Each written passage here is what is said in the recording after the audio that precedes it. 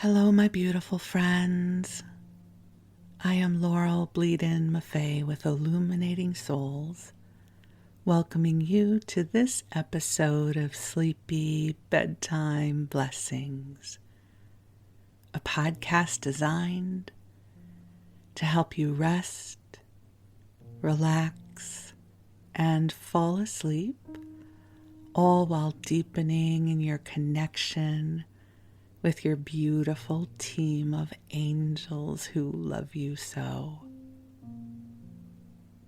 If we're meeting for the first time, I am an angelic practitioner, a spiritual teacher, and an encourager of souls. And I have the best job ever. I love the work that I get to do in this world. I get to bring love to all of you. I get to encourage you. I get to help you connect with the wisdom of your soul and the inspiration of your heart. And you can learn more about what I do and my offerings at my website, illuminatingsouls.com. But just to give you a little preview, I facilitate one-on-one angel sessions, soul mentoring, and a variety of classes designed to inspire your spirit. And about my classes, I want you to know that every month or 6 weeks I offer something new. So there's always something interesting that you can jump into.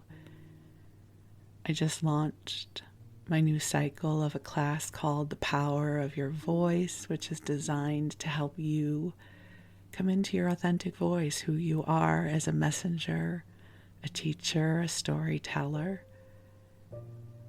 And I'm not sure yet what the angels and I will be cooking up for you in November and December, but I'm sure something wonderful is in the works.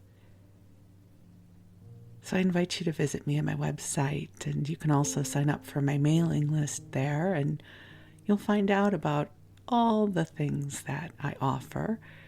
And you can also visit me on social media. I'm on Facebook and Instagram, both at Illuminating Souls. But for now, the angels and I are here to help you rest. Now, there are different ways you can use this podcast. I originally designed it to be a sleep podcast because I'm someone who uses a sleep podcast every night to help me transition from wake to sleep. And so if you are going to use this as a sleep podcast, my recommendation is you curl up in bed, cozy up, snuggle in whatever way serves you best. I listen to my sleep podcasts on my earphones, and I typically will turn the volume down lower than I usually would if I were listening to an audiobook in my waking hours, but I keep it turned down a little bit, so I have to reach a little bit further for the narrative, because in doing so it creates a bridge for me to drift off. Now, that's what works for me. Give yourself some experiences to discover what works best for you. I also love using sleep podcasts for those 3 a.m. wake-up calls when my body is tired but my mind is wide awake. And I put on a sleep podcast to help redirect my consciousness so that it can drift back off to sleep. There's several sleep podcasts that I listen to, including one of my favorites right now, which is The Sleepy Bookshelf, where the narrator, I think her name is Elizabeth, I should know after all of this time, reads different books. They just finished with Little Women, And the next one they're going to be reading is The Velveteen Rabbit, which I don't recall ever having read, so I'm looking forward to that. I also listen to this sleep podcast, my own sleep podcast, to help me fall asleep. I love getting to receive the love of the angels, and it really helps me drift off. So I can report back that my own podcast also works for me.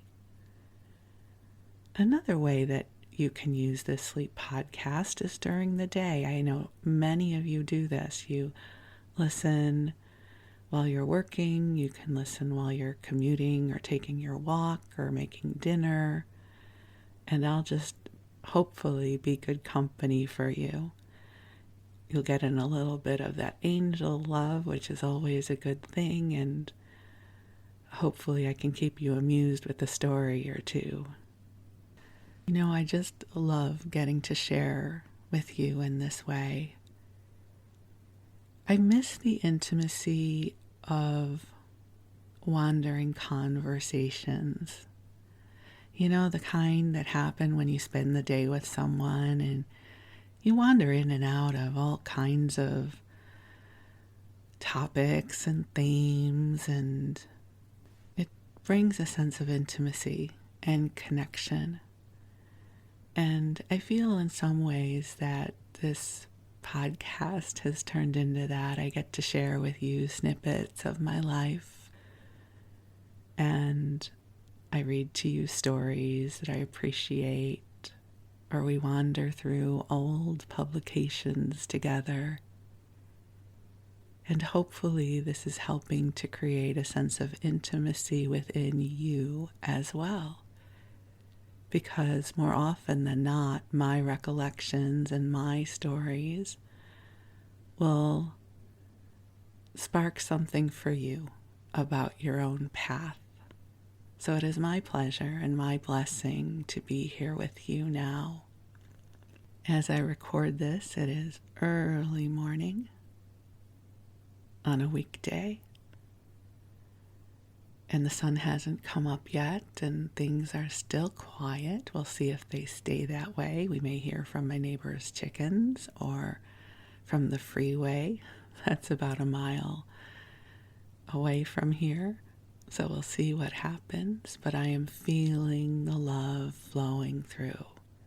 And yes, I am here underneath the blanket fort. So those of you who listen, you know that I have this cozy blanket that I pull over the monitor of my computer and over my head and create a blanket fort. It helps to dampen the sound, but it also creates a sanctuary of sorts. And I love coming into the blanket fort. I just am realizing I have always been someone who loves pulling the blankets over my head. I know that that's often used as a metaphor for escaping life and an unhealthy life choice. But you know, I want to reclaim the joy of pulling blankets over our heads and curling up, right? Reading underneath the blankets with a flashlight. It's like our own secret little world. So I'm here in the blanket fort. And if you want to pull the blankets over your head as well, I invite you to join me here. It's lovely under here. And the angels are here as well. I feel the love pouring in, and right now it feels like there is a lightness of spirit, which is so lovely. And I'm grateful to be able to share it with you. So how about if I call the angels in now, even though they're already here? I love the ritual of inviting them forward. And just so you know, you can invite them forward too. I do not have the angels on an exclusive retainer. They are here for you. So any time of the day or night, all you have to do is say, hey, angels, You are welcome to bring that forward in a more poetic, prayerful way, but it's not necessary. Just say, angels, will you join me here? Will you be here? Will you bring me signs of magic and love? So I invite you to take a deep breath in and release as we gently call ourselves forward into the heart of God.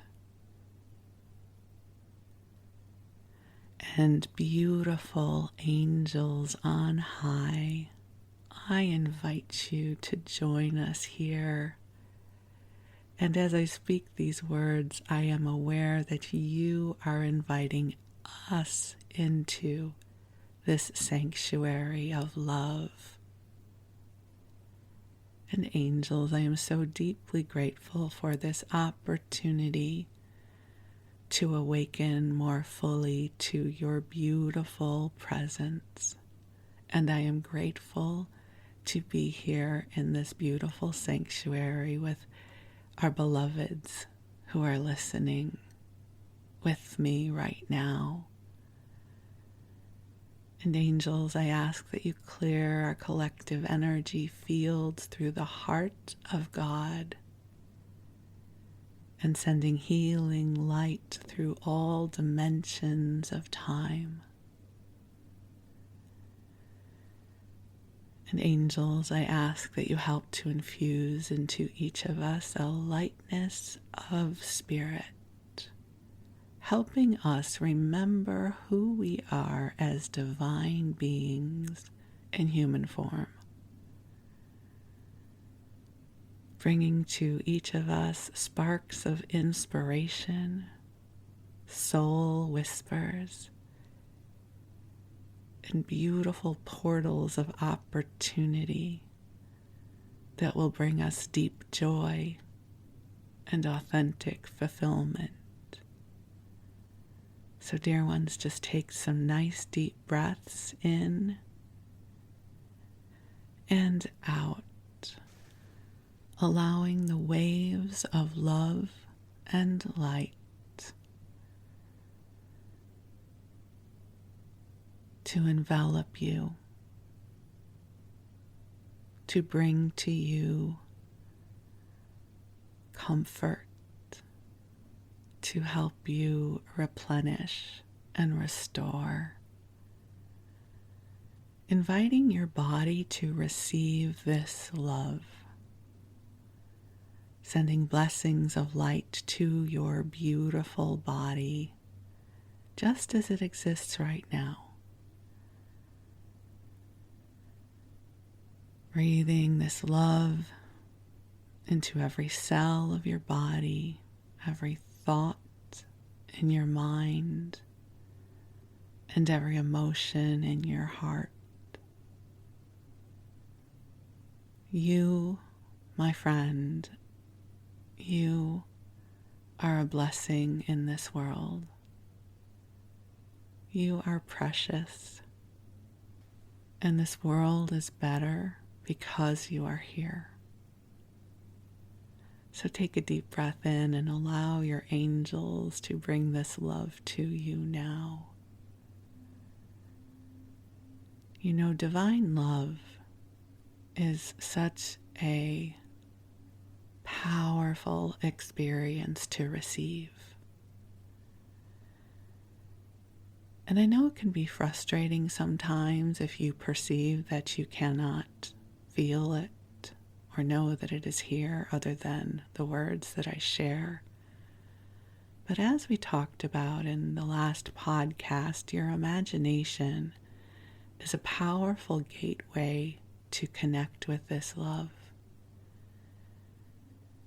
The place where your imagination resides in consciousness overlaps a bit with divine guidance. It's not one and the same, but they share some territory. And so, if you will imagine that the ultimate, most loving presence in the universe is sending love to you now, a love that exists beyond time and space. A love that has nothing to do with what you've done today or what your body looks like or the value you place upon your achievements or your challenges. As I've shared before, divine love has much more in common with the sun than it does with our human expression of love. Because as much as we like to think we have the capacity to love unconditionally, it is often conditional, not in a dark and terrible way, but as humans, we experience a bell curve of loving, whereas the sun is the sun is the sun. Regardless of who or what is present, the sun is the sun. Good person, bad person, loving person, not loving person. The sun is the sun, and it shines without prejudice. And if this is the sun, how could God's love be any less than the sun? Divine love it exists. It is a frequency of this universe that always is. And through this exploration that we do together in our episodes, we are helping you learn to attune to this frequency, this broadcast, this vibration of divine love that is always available and here for you. It exists. Whether you're aware of it or not, it is. Isn't that wonderful news? So take a breath in and you bathe in this beautiful love the way a cat might bathe in the shaft of sun coming in through a window on a summer's day. You bathe in this broadcast of love, even if you're not sure you are feeling it or receiving it. Just believe for the next few minutes that it is here with you and for you, as your angels come together to amplify this divine love in service to all you are navigating in your life right now. The angels know what you are moving through. They know the intimacy of your heart. And so as you come into this place of receptivity and rest, they are bringing this love to you now, calibrated for you. So yes, divine love is divine love, and it also can be imbued with intention to support each one of us. So the frequency of light and wisdom and love that I might receive might be slightly different than what you receive, because perhaps right now what I am craving is inspiration. And perhaps what you are craving is compassion, right? Each of us is on our own unique path. It shifts from day to day, from hour to hour.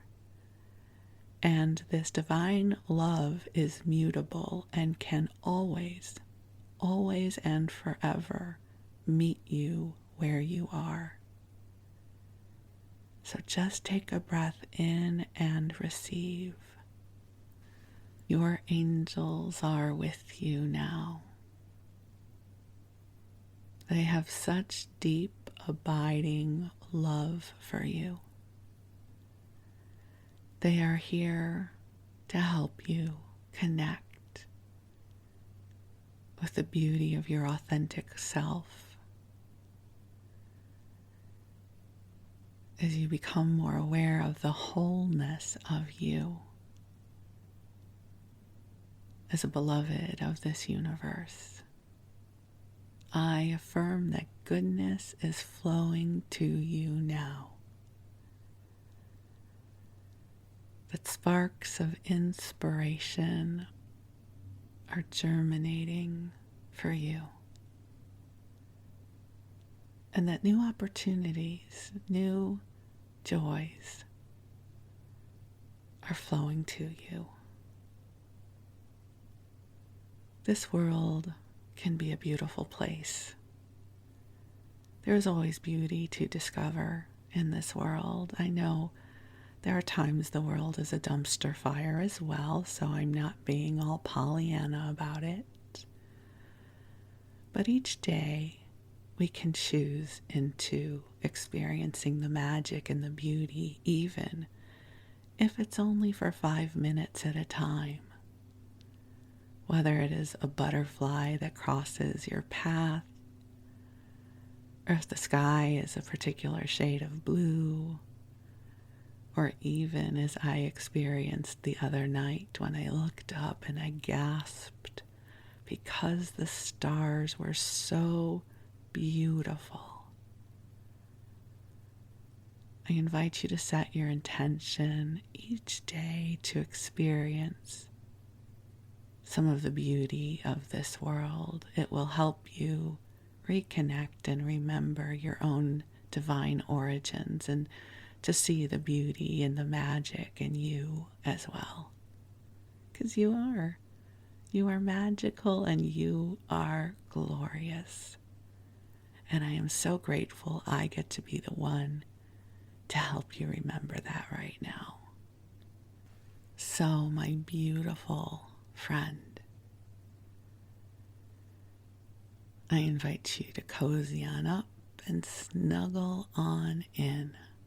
Receive the love that is cascading to you. And if sleep is your intention, then allow yourself to drift off whenever you are ready, and you rest and replenish, and your angels will be with you. And while you do, I'm going to tell you a story.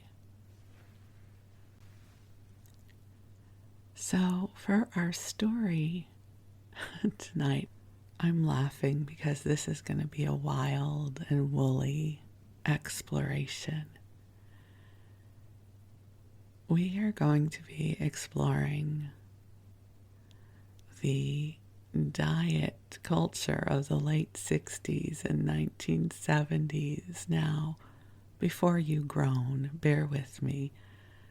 We're going to have fun with this. I know it was a hard time for so many of us, but I don't know, it also makes me laugh. And this is inspired by a couple of different themes for podcasts. One was the Richard Simmons podcast that I did a few weeks ago. I heard from many of you that you deeply resonated with the conversation because what I shared mirrored your own experiences. And also some of the old Jewish cookbooks I have been going through, the recipe books, the dietetic recipes that I remember so well. So I am not planning on this being dark or sad. I am intending to recollect in a way that we can just laugh at the absurdity of it all together. So I was born in 1962. I first became aware of being a larger sized little girl than other little girls when I was 5 years old. And I will not go into that story right now, but Suffice it to say that for 55 years of my life, for sure, I have had an awareness of my size. And I first went to Weight Watchers when I was 7 years old, so that would be 1969. And my mom, I would not say my mom was overweight, but back in those days, she would have been considered overweight. Now she would be considered perfectly healthy and normal, but things were different back then. And so my mom also had been slightly plus sized when she was a girl and a teenager, and so she definitely had this awareness about dieting and weight and my size, because both of my siblings were normal sized, but I was plus sized, right? I had to shop in the chubby girls shops. Isn't that just a horrible word for it?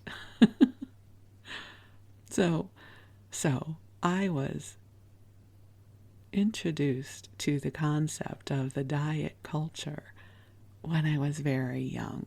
So let's set the stage, shall we? So in the late 60s, artificial sweeteners came on the scene, right? Saccharin, which was then created as Sweet and Low. Those were a big thing back then. How many of you remember those pink little packets of Sweet and Low? And if you didn't grow up then, you probably remember the episode of Friends when Monica and Ross and their mother are cleaning out her mother's apartment after her mother passes away, and Ross has to shimmy behind a dresser that somehow got wedged into a closet, and they find hundreds and hundreds of packages of Sweet and Low. I think any of us that grew up in those eras remember what it was to shove a couple extra packets of those pink, beautiful Sweet and Low packages into our purses, because God forbid we should ever want to have a cup of coffee and there not be Sweet and Low available, because we would never think of using sugar back then. Those were also the times that diet soda came on the scene. We called it pop. I'm from Illinois, so I grew up calling it pop. It wasn't soda until I moved to California. And so a lot of diet pop was consumed in my day in the form of Tab and Fresca and was it Shasta, which was sort of an economy brand, but they had a lot of weird flavors like black cherry soda that would be used in recipes. I think I've shared with you before, one of the Weight Watchers recipes that my mom would make would be baked apples, and so she would core the apple. I don't know, there would be something stuffed into the apple, maybe a few raisins, whatever it was. It couldn't have a lot of calories, but I do want to say there may have been a few raisins and a nut or two, but very few. And then the core of the apple was filled with diet black cherry soda to sweeten it and give it flavor. So back then we were looking for food substitutes that had been engineered by scientists. We thought this was all the rage. And how cool that was, that we could have things that tasted like other things that had no calories.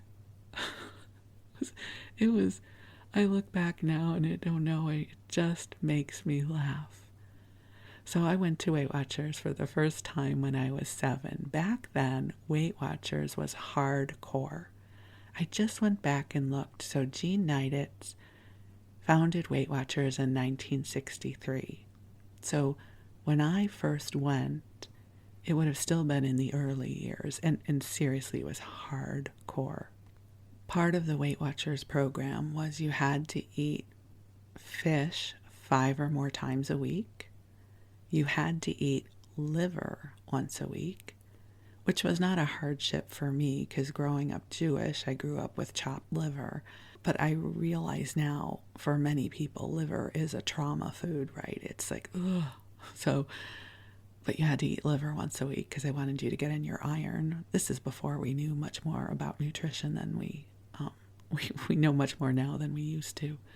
And as a kid on Weight Watchers, I had to have, I think, 5 glasses of milk a day, something like that, 5 servings of milk. And so Weight Watchers and the diet culture was all about making imitation forms of the foods that we could not have. And we would try to fool ourselves into believing that these were real food. So to help us walk down memory lane, if we can call it that, I have actually purchased a few dietetic recipe books from that era off of eBay that we are going to go through together. And I thought we could have some fun with this. The first one I want to share with you is one I actually shared in another podcast, but it is worthy of repetition. It is from the Feast Upon Cookbook by the Temple Judea Sisterhood. And they are in Manhasset, New York.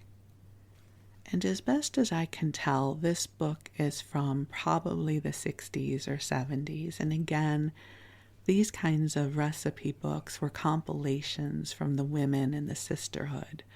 So these aren't necessarily a chef's version of a recipe. These were what the women were making in their own home, and they would trade recipes and compile them into these cookbooks. But this so far is my favorite and wins the prize. This is Diet Apple Pie. And there are no air quotes here. This is what they are calling it, Diet Apple Pie, with no crust, underlined, no crust. Put in a pie pan or square pan 4 apples, peeled, cored, and sliced. Well, so far that would make sense, but here's where it gets interesting. Dissolve 1 envelope of Knox gelatin in 8 ounces of Fresca. So, gelatin factors into many of these recipes. Gelatin seemed to be the wonder food of dietetic cooking back then, and Fresca was a wondrous beverage that was grapefruit flavored and artificially sweetened. I drank many a bottle of Fresca in my day. So you dissolve the gelatin in the Fresca and pour it over the apples. You sprinkle with a mixture of diet sugar, aka likely sweet and low, and cinnamon on top, and bake at 350 degrees for 45 minutes. Now, I never had this, but this certainly could have been in rotation in our home for me. Now, it's important to note that my father, brother, and sister got to have regular food.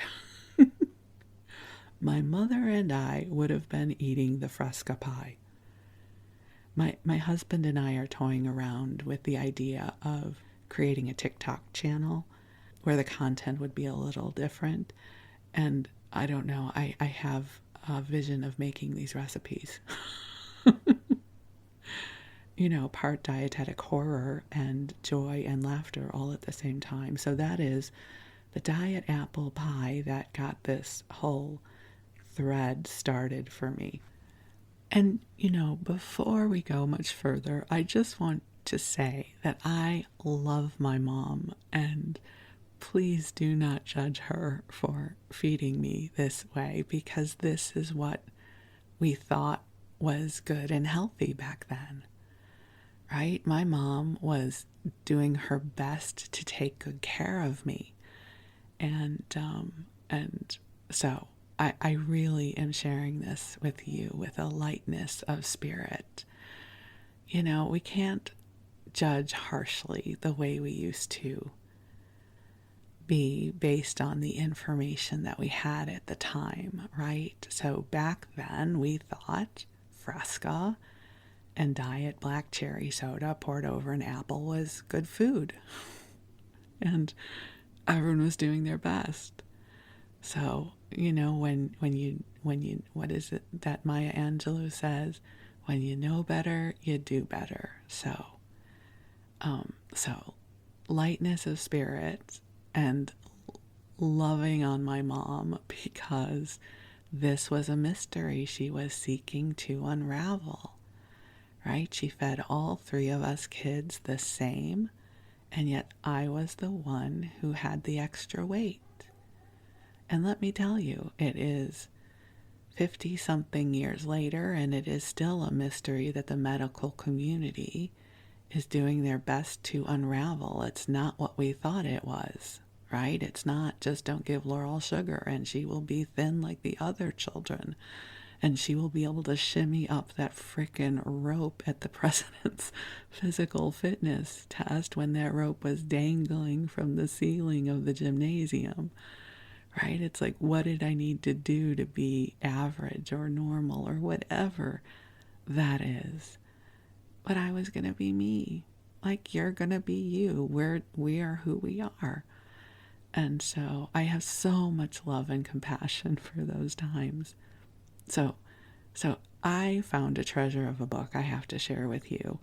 And if you want your own copy, because maybe you will, because it'll make you laugh, it is available on Amazon and eBay inexpensively. And this book is called Laugh Your Calories Away, Sweet and Low All-Star Recipes by Joey Adams, who was a comedian at the time. So this book was published in 1970 by Sweet and Low's parent company. Again, I don't believe it is still in publication, but there are lots of used copies out there. And they have recipes from all of these different stars from the 70s, including, I'll go down the list, Zsa Zsa Gabor, and Zsa Zsa gives an apple turnover recipe with Sweet and Low, and I am positive none of these celebrities actually gave these recipes. I'm sure Sweet and Low's test kitchen came up with these recipes and then assigned them to the celebrities. I don't have proof of that. I'm just pretty sure that's what happened. Jackie Mason's breakfast pancakes, Phyllis Diller's tea muffins, Barbara Walters' sweet rolls. And let's see, I won't give you all the recipes yet, but we'll say Angie Dickinson is in here, Jacqueline Suzanne, Louis Armstrong, Alan Alda. Let's see, who else do we have? We have Ed Sullivan, Rudy Valley. How awesome is this? Robert Alda, so Alan Alda's father. Maury Amsterdam, right? Who doesn't love him from Dick Van Dyke? Burt Bacharach, Julie Newmar, right? Oh, yeah, as Catwoman, Julie Newmar was awesome. She was Batgirl. No? Catwoman. No, I think Julie Newmar was Catwoman. Oh, I'm so sorry. I'm getting my Batman references confused. I'm not going to go Google it, though, so you'll just have to forgive me. All I know is Julie Newmar was smoking hot and awesome in Batman. Jack Benny, Joe Garagiola, Red Buttons. But wait, there's more. I must flip the page. Joey Heatherton, Mickey Spillane, Soupy Sales. So anyone who grew up with 1970s game shows, like Match Game, $10,000 Pyramid, Hollywood Squares, you remember Soupy Sales, right? Toady Fields, who was a comedian. Ava Gabor, so we have the Gabor sisters here. Burt Bacharach, Jackie Gleason, and something here called The Drinking Man's Diet from Jackie Gleason. I have no idea what that is. We'll have to look. But I think this first recipe really sums up with how we were eating these dietetic foods back in the 70s, and it's Zsa Zsa Gabor's apple turnover. So 2 thin slices of white bread, crusts removed, right? It's already not boding well. 1 apple peeled and sliced, 1 teaspoon of lemon juice, 1 tablespoon of water, 1/4 teaspoon of cinnamon, and 1 packet of sweetened low. So, roll bread slices thin with rolling pin. Cook remaining ingredients together over a low heat in covered saucepan until apple is tender, about 5 minutes. Place half of apple mixture on each slice of bread. Fold bread over diagonally to form a triangle. Moisten the edges of the bread and press sides of each turnover with fork. Bake 425 degrees for about 7 minutes or until turnovers are brown. So, if you've ever had a real bakery apple turnover, this is a pale imitation, but it would have been something that delighted me in my childhood Weight Watchers days. I would have been like, ooh, yay, I get to have a turnover. Okay, so this next one also, I will tell you the recipe we used, which was not exactly this one.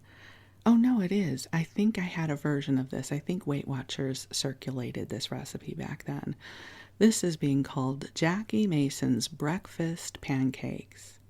So 1 slice of enriched white bread, aka Wonder Bread, probably, 1/4 cup of liquid skim milk. Skim milk was a big thing. Now, in other parts of the country, it is called non-fat milk, because God forbid there was any percent of fat, milk fat, in your milk. So I only drank skim milk growing up.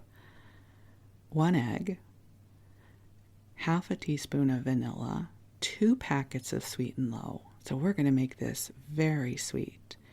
And you put all of the ingredients in a blender. And then you fry it in a skillet or Teflon pan. Again, Teflon was fairly new back then, so it had to be called out because you would not want to use any butter because butter had calories. So you would have to use a Teflon pan, or if Pam was on the market at that point, you would spray it with Pam, because never, ever, ever would you use extra butter or oil to make your food back then. And so you blend the Wonder Bread with skim milk and an egg and vanilla and sweetened low. You blend that in the blender to make a batter, and then you fry it in a Teflon pan or Pammed pan. And then you serve it with dietetic pancake syrup because, oh no, I'm sure you didn't think you were getting actual syrup.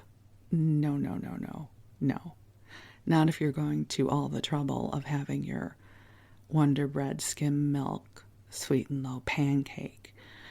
Now, I have to tell you, I had a lot of those pancakes in the day, and here it says different variations. You can add 1 thinly sliced apple.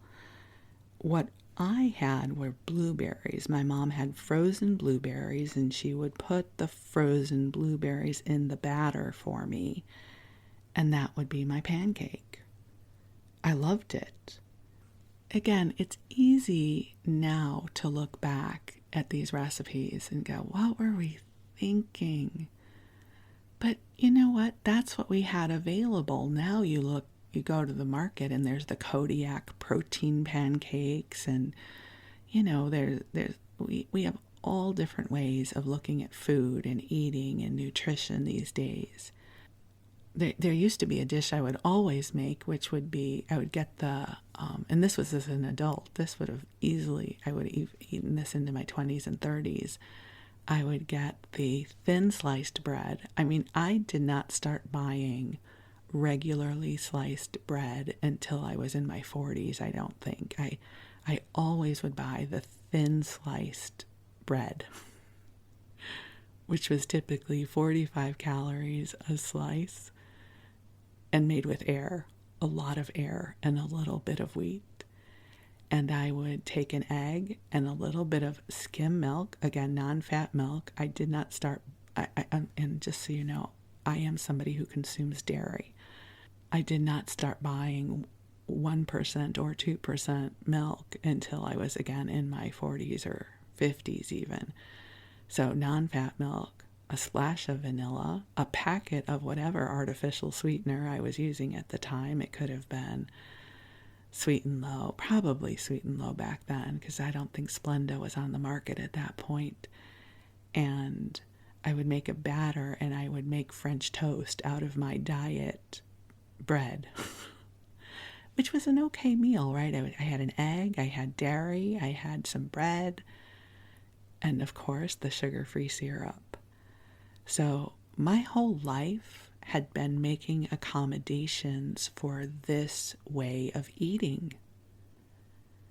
You know, having imitation kinds of food that would get me there.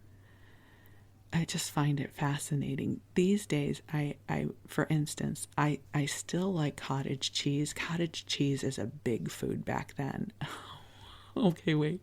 Sorry. I just had a spontaneous laughter boiling up because I just remembered one of the foods we used to eat. And I don't know that I'll find it in any of these cookbooks. But if you are in my age group and you Weight Watchered, you will remember this. It was the Weight Watchers breakfast cheese Danish. Okay, hang in with me. You take 2 pieces of your diet bread, again, thinly sliced, right? You lightly toast it. And then you take like a 1/4 cup of non-fat cottage cheese, no fat for you, no fat in anything, non-fat cottage cheese, sweetened with your Sweet and Low and maybe some sugar-free jam and some cinnamon, no sugar. And then you put the cottage cheese on the toast and put it back in the toaster oven so that the cottage cheese, it doesn't really melt, it just gets warm. And that was your breakfast cheese Danish. I had many a breakfast cheese Danish a la Weight Watchers in my day. And so you would think I would have bad feelings about cottage cheese because of how much of it I had to consume throughout my various stages of dieting. But I actually like cottage cheese. But I only eat full-fat cottage cheese now. It's not really full fat, it's 4% fat. But it's a good source of protein, and I really enjoy it with fruit. I also, one of my lunches during, this would have been when I first started working, because I remember going to the TV station when I was 21 years old, and this would be one of my lunches.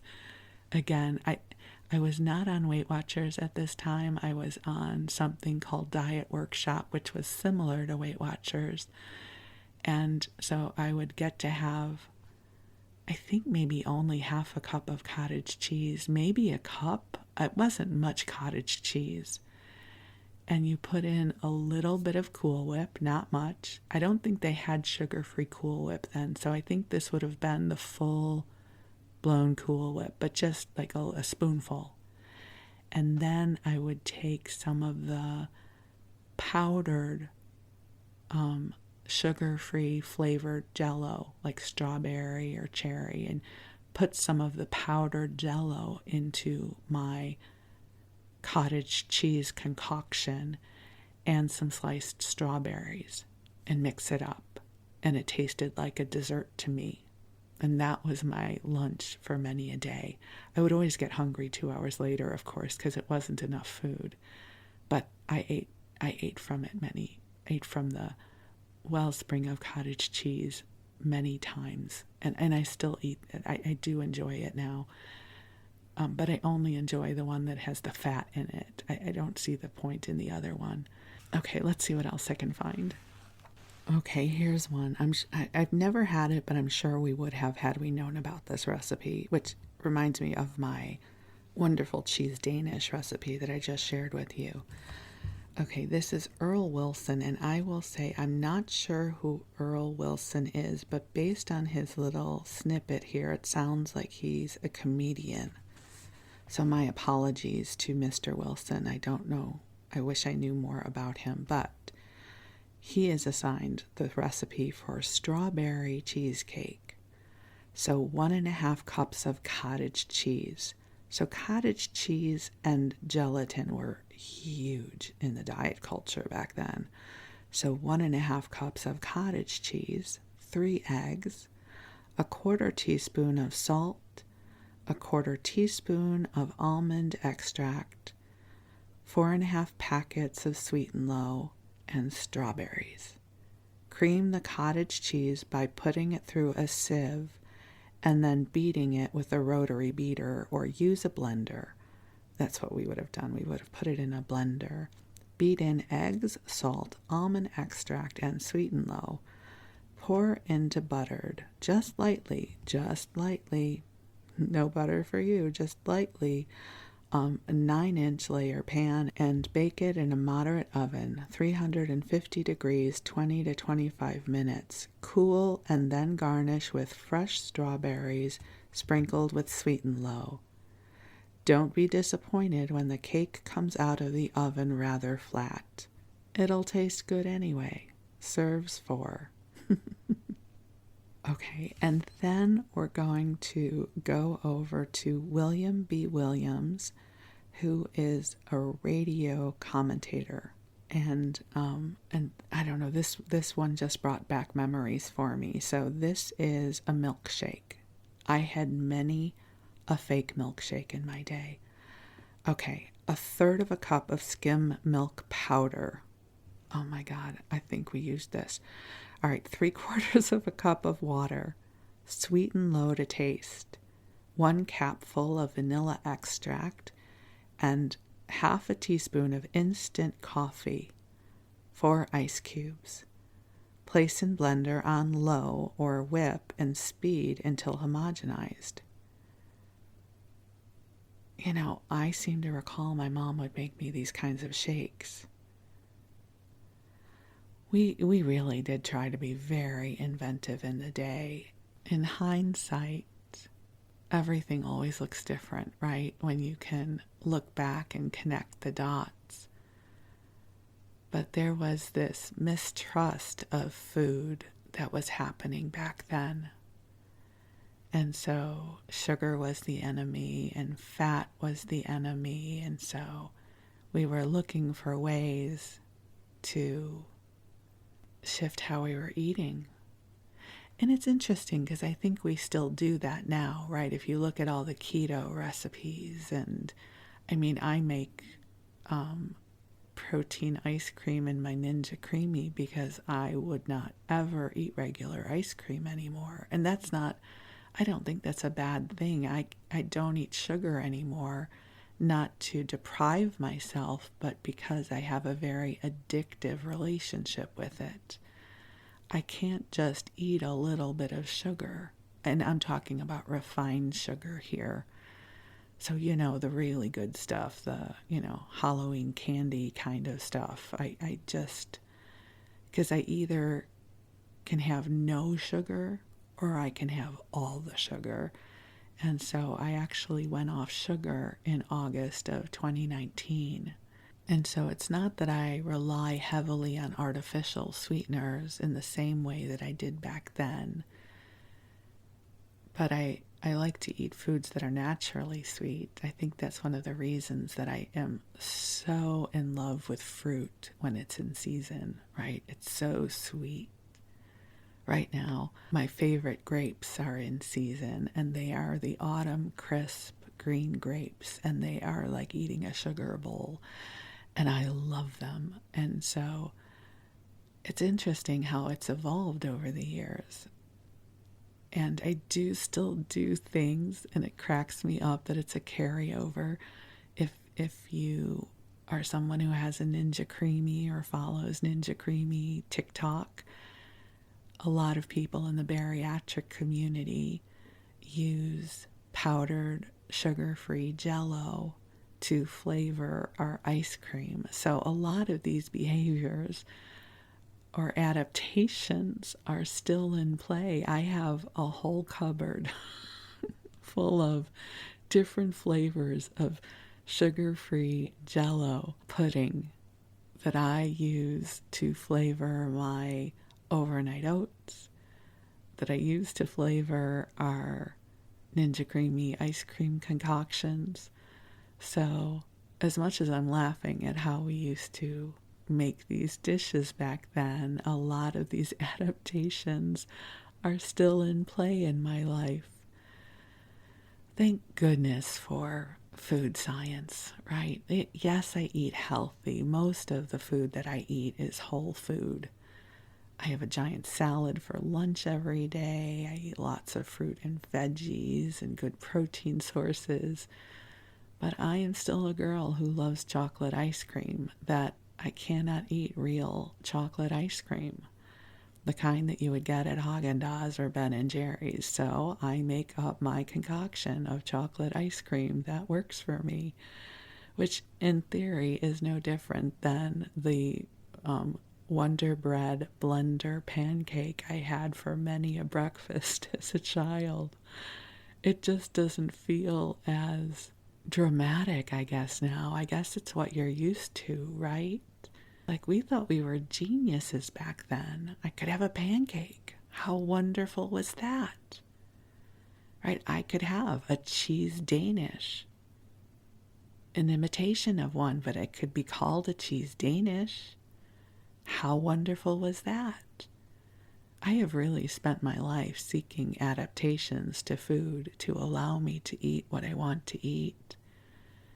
And I guess that still happens, but it's a slippery slope, I will say. There are many different kinds of keto chocolate out there that I do not eat because I am terrified that if that becomes my new normal, I am just a bite away from, going into See's Candy and saying, give me one of everything.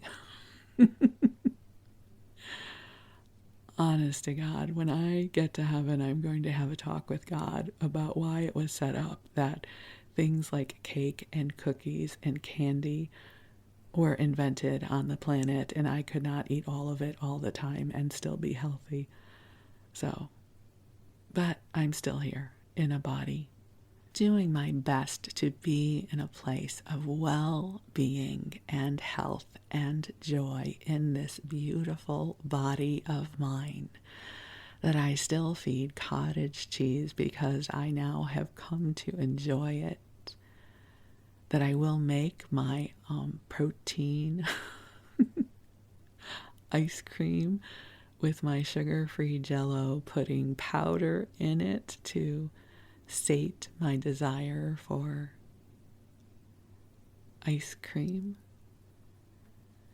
that I put a little bit of it in my overnight oats that I love to eat as a little bit of a snack during the day. So here's to our relationship with food, to all of the beliefs that we adopted throughout our lives, the tricks we learned, the adaptations we made, the stories we told ourselves, the stories we inherited from our parents and our grandparents. And here's to finding laughter and joy in all of it. Listen, we live in a time where we no longer have to be hunters and gatherers for the most part, right? You go, at least here in the US, I wanna also acknowledge that it's a privilege the way I live. That I can go into a supermarket and there's lots of options for me. So I thank God for the abundance that I have the opportunity to experience, because I acknowledge that is not available to everyone. So here's to the diets of the 70s. Here's to those pink, lovely little packages of Sweet and Low that could be found at the bottom of all of our moms' and grandmothers' purses, right?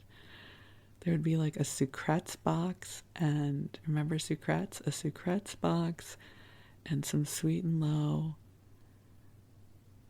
and a piece of Kleenex. So here's to our memories that we get to share together, and thank you for letting me share some of mine. I love you so much, and I so appreciate our time together. So, my beautiful friend, you rest well. I send you blessings of love. I send you sparks of magic, and I send you gratitude from my heart to yours. Thank you for being here, and thank you for being you. You rest well, and we'll talk again soon. Thank you.